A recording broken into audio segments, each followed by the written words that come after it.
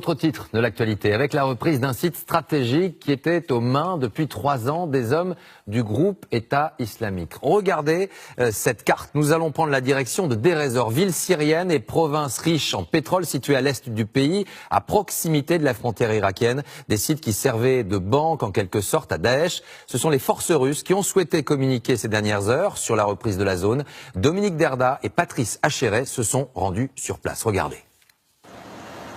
Ils ont le doigt sur la détente et le regard fixé sur l'immensité du désert. À tout moment, les djihadistes peuvent ouvrir le feu à notre passage. C'est un voyage sous haute tension. Les hélicoptères de l'armée russe volent à plus de 200 km à l'heure. Direction le nord-est de la Syrie, la ville de Deir ez-Zor qui sort tout juste d'un interminable enfer. Pendant plus de 3 ans, les habitants de Deir ez-Zor ont vécu coupés du monde, encerclés par les combattants de l'État islamique. Il a fallu des bombardements intenses de l'armée russe pour réussir à briser le siège et à repousser les djihadistes à plus de 5 km d'ici. Nous sommes les premiers journalistes étrangers à parvenir jusqu'ici. Les habitants nous interpellent pour nous dire leur soulagement. On a cru mourir 100 fois par jour. Mais grâce à Dieu, grâce à l'armée russe qui est venue à notre secours et grâce à Bachar al-Assad, nous sommes toujours vivants. 3 années de siège et de privation. C'est par la voie des airs que la ville était ravitaillée. Des caisses de nourriture, des produits de première nécessité largués au-dessus de Deir ez-Zor par l'aviation russe et syrienne. Les soldats qui ont résisté aux assauts des forces de Daesh profitent d'une accalmie. Elle ne dure jamais longtemps. À bord de camions blindés, nous nous rendons à l'hôpital. Avec les moyens du bord et sans électricité, les équipes médicales font ce qu'elles peuvent pour soigner les blessés. Il en arrive une vingtaine par jour. Le travail dans l'hôpital n'arrête pas, mais on a beaucoup de manque de quelque chose, quelques médicaments, quelques chirurgicales, mais ça marche, ça marche. Inlassablement, l'armée russe poursuit son pilonnage des positions djihadistes. Jeudi, ce sont pas moins de 7 missiles de croisière qui ont été tirés sous nos yeux depuis 2 sous-marins au large des côtes syriennes.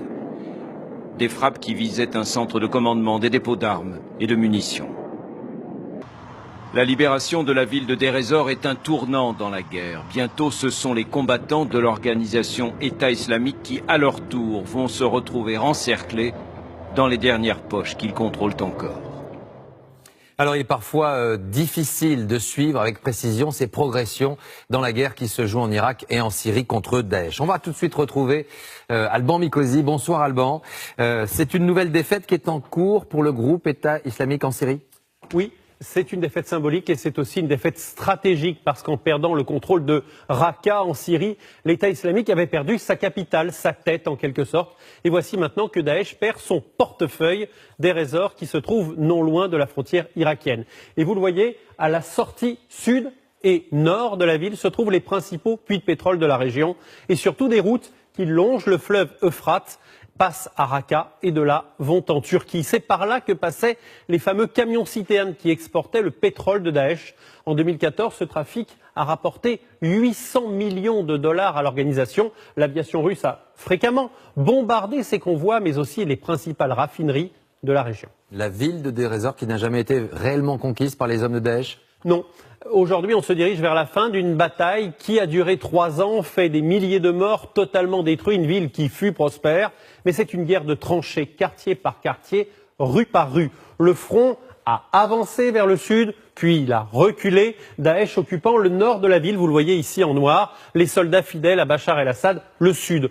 3 ans de combat, notamment autour de l'aéroport, qui a résisté à l'avancée de l'État islamique. Globalement, Daesh a perdu 80% de son territoire en Syrie et en Irak depuis 2015.